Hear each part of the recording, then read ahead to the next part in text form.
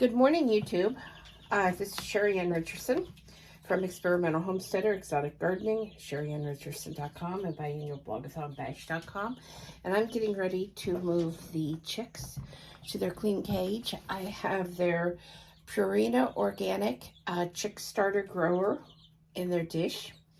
I have their water dish here filled up that I realized you can't see. Inside of the water dish, I do use this, sorry, my light just went out, this Immune Glow. I like it because it has, is it thyme and oregano in it? I believe it is. Let me double check that. It supports hydration, immunity, and digestive health. And yes, it has oregano, thyme, essential oils, prebiotics, and electrolytes. So that's why I chose that one. And I have my chicks over here. As you can see, I have soil for starting seeds, and I have chick food in my living room, which is okay. That's what happens this time of year. Between things getting moved to the greenhouse and things getting moved to the barn, the living room always ends up with different things inside of it that normally are not here. But again, I think almost all homesteads and farms are like this in the spring. Sometimes things just don't get moved quite as quickly as I would like. I've learned to just deal with it. It's life. I need to get some soil blocks made, and I need to get some more seeds started. And at this point, the seed trays are still in the living room on the shelf that the chicks are being raised on. I showed that shelf in another smaller video. These guineas are just so anxious. One last guinea to grab here.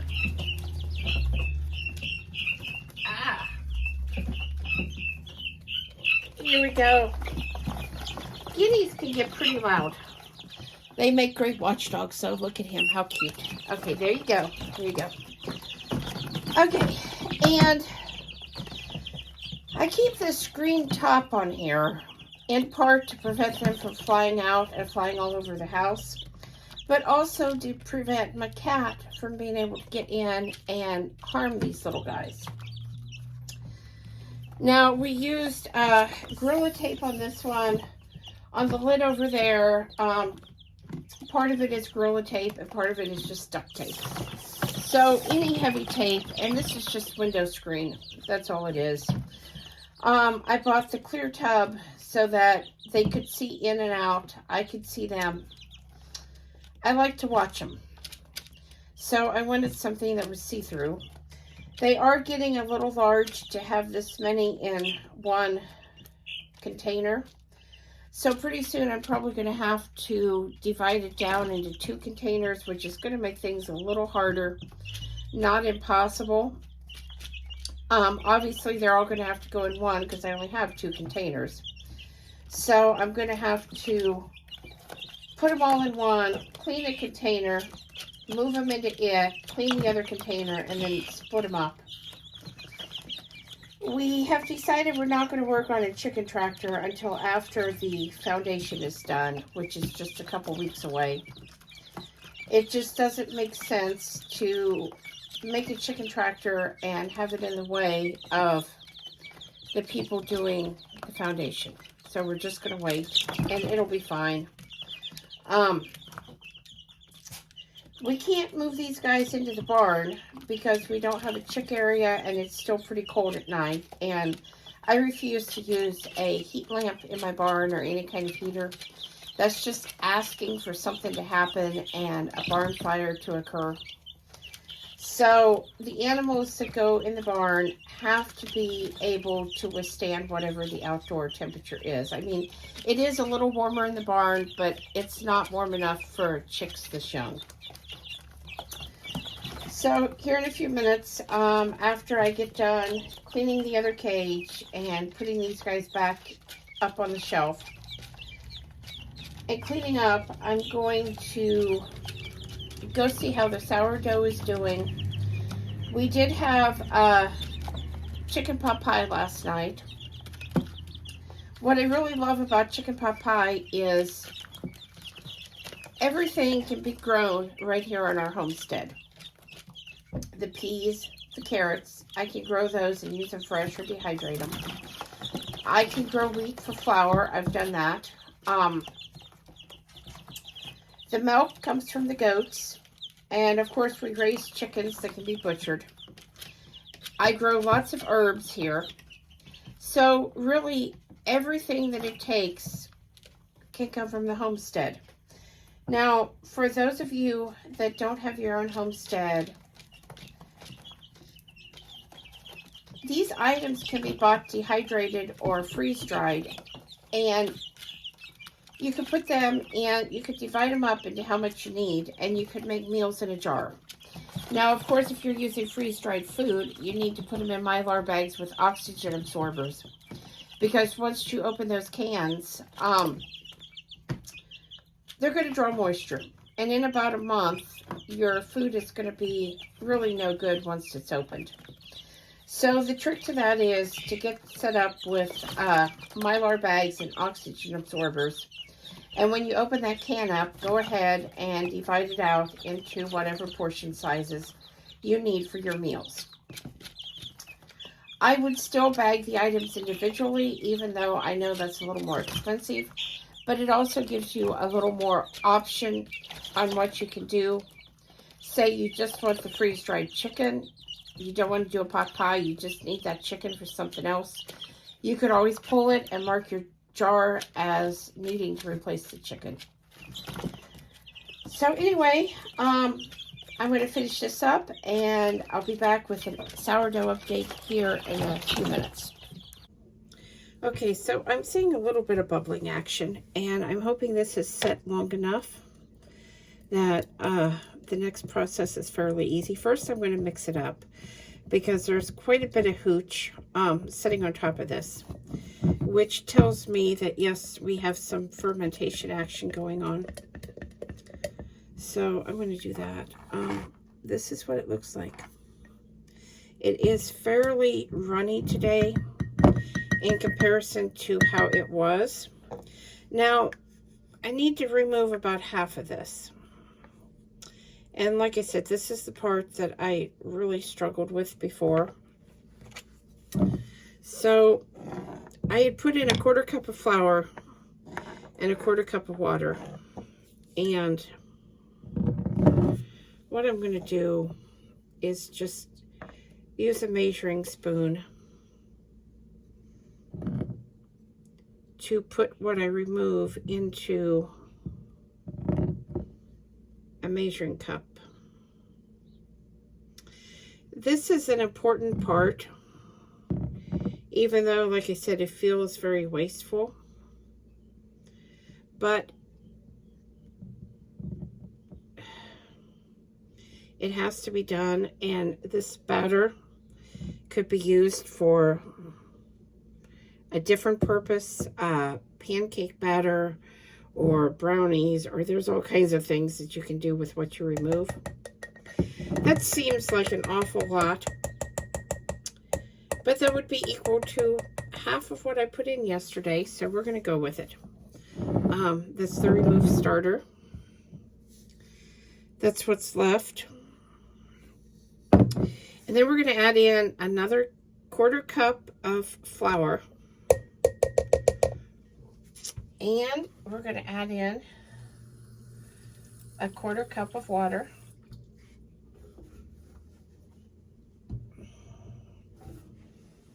Again, I just don't want water to drip on this copper sink. And so this is what we have. I know that's hard to see, and I'm sorry. I'm just going to mix it up. Mix it all in. I did leave the lid to this tilted halfway off last night. And I'm going to go ahead and raise this up just a little. That might help you guys be able to see.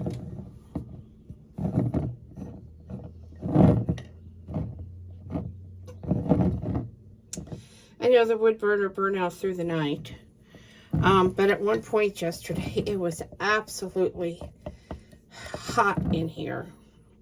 Okay, now I'm going to scrape down the sides. This little scraper that I'm using actually came with this kit.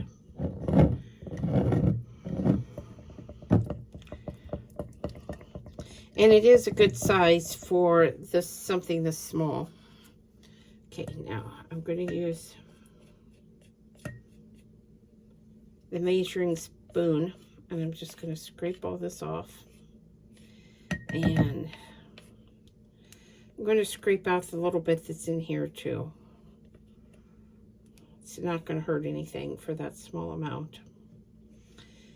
And we're going to set this aside. Now, the instructions that I'm using say to do this same thing in the evening, to go ahead and feed it again in the evening. I'm probably not going to show you that on camera. I've never had a sourdough recipe that says twice a day, but I've decided, since I've had problems in the past, I am going to go with the twice a day feeding. And so I'll feed this again this evening, and see how that goes. That's what we have so far. So I'm excited to see how this is going to turn out. Okay, so I did decide to go ahead and use that sourdough starter to make a pancake. Isn't that a beautiful pancake? I added in just a touch of Jiffy baking mix, and I also added in a little bit of water with that little bit of sourdough starter, because I figured it just didn't have enough power to do completely from scratch. I'm going to add some of my homemade cinnamon maple syrup. This maple syrup did come from a tree in our yard. It was not a sugar maple. It was just a regular maple. I'm not sure exactly what kind. But every year I tap the maple trees and I make maple syrup, and I decided to try an artisanal one infused with cinnamon. And to do that, when you're boiling the sap down, when you get it almost all the way boiled down where you want it, you put in some cinnamon sticks and then you strain them back out. So this should be a pretty good breakfast this morning, and I'm definitely looking forward to trying it. I did cook the pancake batter in butter. It's my first time doing that, but my iron skillet, we've been having a little bit of trouble with it because Jeff left it set with remnants of food in it that were, it was not greasy food. It was eggs, I think it was. And so my finish was starting to come off of my cast iron. And I've been working to get that nonstick finish back on it. So I thought I would try butter, and then while I'm eating, I'm just going to let that sit here and let the butter kind of soak into the cast iron, let the cast iron cool, and then I'll come back and rinse it out and heat it up and see if it's starting to look a little bit better. It was last night. I had some bacon olive oil that I had bought from Layman's over in Ohio, and that's what I've been seasoning it with. And it was starting to look a little bit better, but I'd like it to be a lot better, back like it was. So hey guys, I ate the pancake. I actually don't like butter on pancakes, but I fried that pancake in butter and it was actually really, really good. I definitely enjoyed the taste, the richness of it, and it occurred to me, possibly I don't like butter on pancakes because growing up, my mother bought margarine. Most restaurants have margarine or some kind of buttery spread, but not the real deal. I feel like this is kind of off here. Behind me, this is my grandmother's Hoosier cabinet that I purchased off of her. It looks like it is really dirty up there, but I have cleaned that. I have some new Clorox wipes that are basically commercial strength, not the typical home ones. And I'm going to try that on this. I don't really want to repaint it. That may eventually be what happens, but I'm really wanting to keep it as original as I can. I also have over here, this is a small towel that and it looks like it needs cleaned up too. This stuff has been setting, so it's probably got dusty. But this is a small towel that I actually made on my loom. And then I embroidered a little design on it. The color of the thread is an off-white. So it's not a brown, it's an off-white kind of color. But I think I'm going to throw that in the washer because, like I said, this stuff has been setting for a while. I haven't really used the Hoosier cabinet like I thought I would. I'm hoping once the basement is done and we can get some stuff out of the kitchen and dining room, which is very, very small, that I will be able to utilize this just a little bit more because that's really, really what I would like to do. Right now, this is just storage and a dust collector. Like I said, that wasn't the plan. I had thought, because the countertop basically pulls out, and I had thought that this would be a great place to work on making bread and noodles and other different types of items. That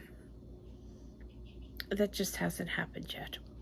It does hold the flour and sugar, some of my powdered cheeses, and different items, but as far as actual use, hasn't happened. So I have been having a really hard time getting videos to upload on YouTube. They take hours to upload and hours to process. So running a video all day, unless I pre-plan it and record it a couple days in advance and then give a couple days for it to upload, isn't going to happen. It is 1:35 in the afternoon here right now, and I just sadly feel like I'm out of steam. I've read through my emails. I had a little bit of cheese and some organic blueberries for lunch, and I'm ready for the day to end already. I still have to make chicken and noodles for supper with mashed potatoes, and we're going to have crescent rolls. And then, of course, cleaning the kitchen up. I still have to put that second feeding in the sourdough, which is really, really important. I don't know tonight that I'm going to discard. I may not. If I do, I think I'll put it in the refrigerator. I've got to go back and read the instructions again and see if it says to discard it or if I can get by with discarding it just once today. I know everything I had read said not to use your first discard, but mine did not smell bad and it did not taste bad. And like I said, I hated to waste it. So anyway, I hope you guys will subscribe. I do have some other videos planned. I have some things that I want to talk to you guys about. I guess I felt like showing you part of what life here was like. Might be interesting to you. Might give you some ideas.